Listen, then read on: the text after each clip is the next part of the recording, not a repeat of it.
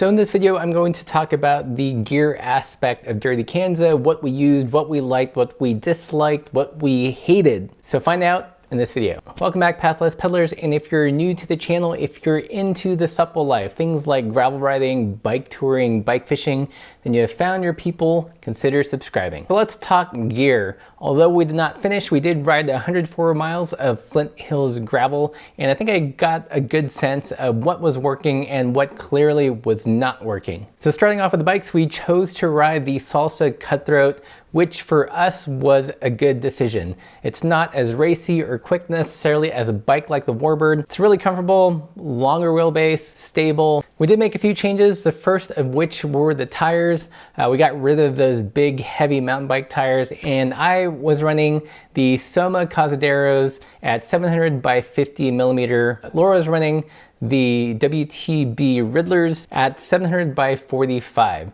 Both of them were skin wall tires, so we were living a little bit on the wild side. I had my concerns, but they held up really well. I set them up tubeless, and really during the event we had no problems with flats and tears, although I did have a slow leak in the back. I attribute this to the fact that I had put sealant in it a week prior to DK, but leading up the bike was exposed to the outdoors and the sun, and I have a feeling that it probably dried at some point and there wasn't enough to seal the entire tire. If I were going to do things differently, I would definitely put some fresh sealant like 2 or 3 days before the actual event. Both tires rode well, much quicker than the stock mountain bike tires, but still enough volume and suppleness to help deal with the terrain out there in the Flint Hills. So talking about supple, one big upgrade that both of us used on our bikes were the Redshift shock stop suspension stems. Love it or hate it, some people won't even entertain the idea of a suspension stem,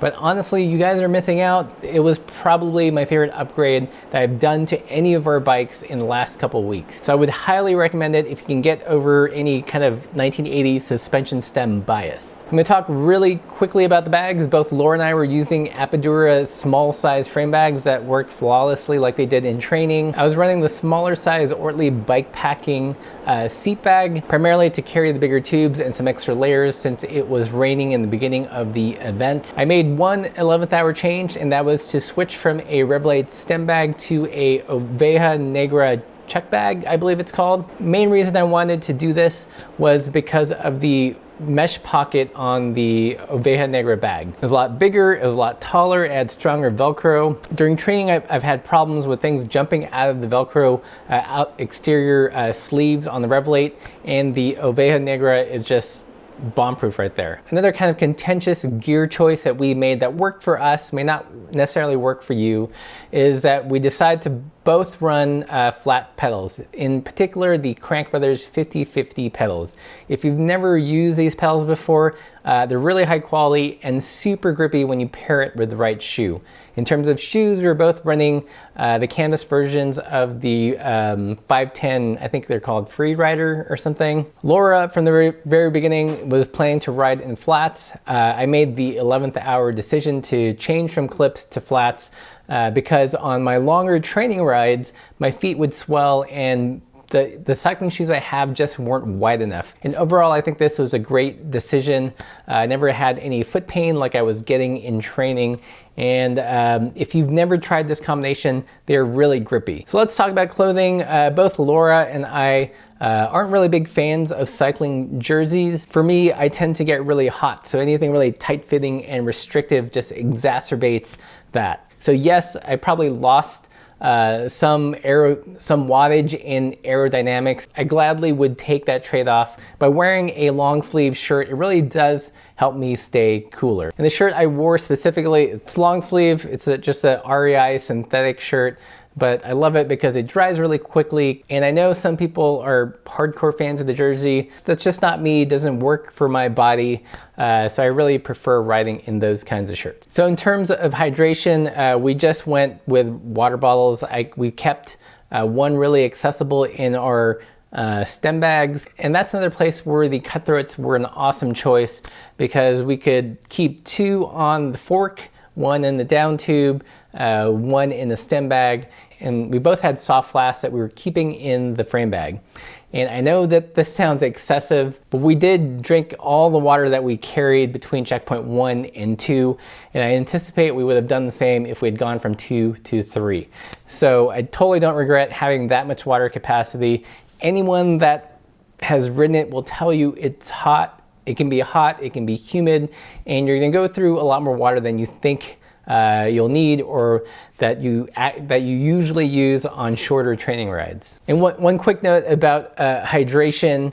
At the bottom of every hill, we saw so many water bottles that were just laying on the ground.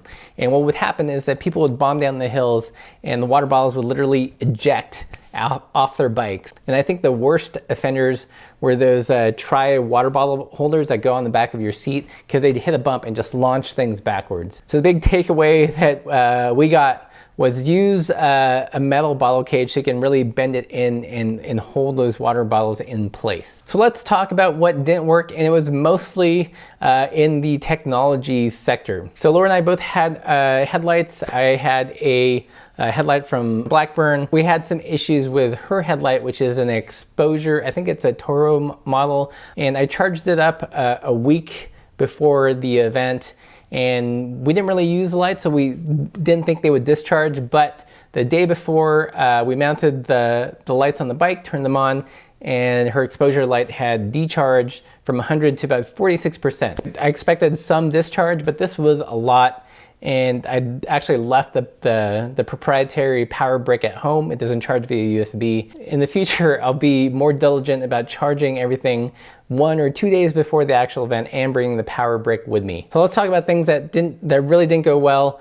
And both of us had issues with our GPS units, which we were using to not only navigate, but to monitor our heart rate. I had less issues with mine. I was using the Wahoo Element Bolt.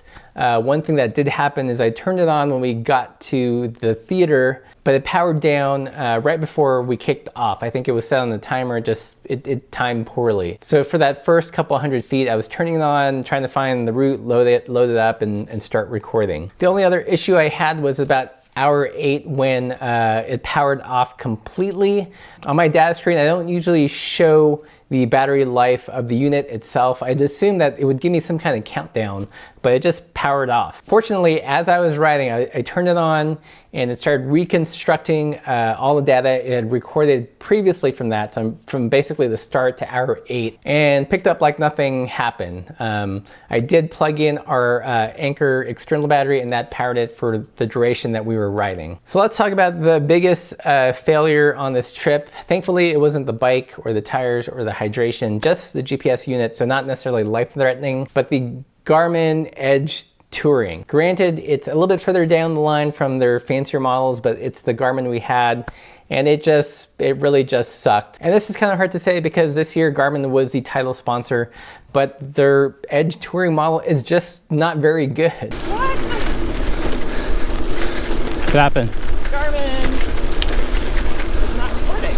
So the first thing that happened is Laura powered it up, turned it on, started it, and for some reason it wasn't showing her heart rate data. It had found the heart rate monitor, but it wasn't popping up in the data field. And I've noticed this before, where I'll set up the data fields very specifically, and then sometimes randomly, it'll just kind of forget all that stuff and do whatever it wants.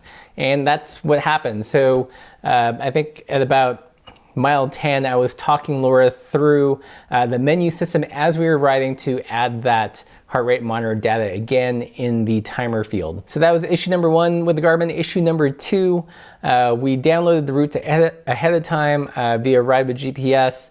The Wahoo interpreted the data flawlessly, but on the Garmin, because the route was this kind of figure 8, once we had, I think, crossed one of the intersections, it just went nuts. It kept telling Laura to turn around, make a left when there wasn't a left. It was constantly beeping, and because of this, it led to the next problem in that it just kind of prematurely died in terms of battery life. So we plugged an external battery into Laura's Garmin, and for the first, I think, 10-15 minutes, it just constantly kept counting down that it was going to shut off, so we don't know if it recorded the data or what was going on. Eventually it settled. but it was just a pain in the butt. I think aside from not being able to record accurate data for Laura, it was really a point of frustration and otherwise already tough event. So the Garmin Edge Touring, can't recommend it. So in terms of most of our gear, it worked pretty well. I think the bikes work great. The tires worked better than expected. The slow leak notwithstanding. The suspension stem was awesome. It was really all the techie bits, the things with batteries that let us down. So that's what worked for us. Your needs and wants and desires and abilities are probably different. Just want to share what worked for us. If you guys have any specific questions about the gear, leave those in the comments below. And if you want to support more original bikey content, consider being a financial supporter of the channel. All those links are below as well. And until next time, keep the supple side down.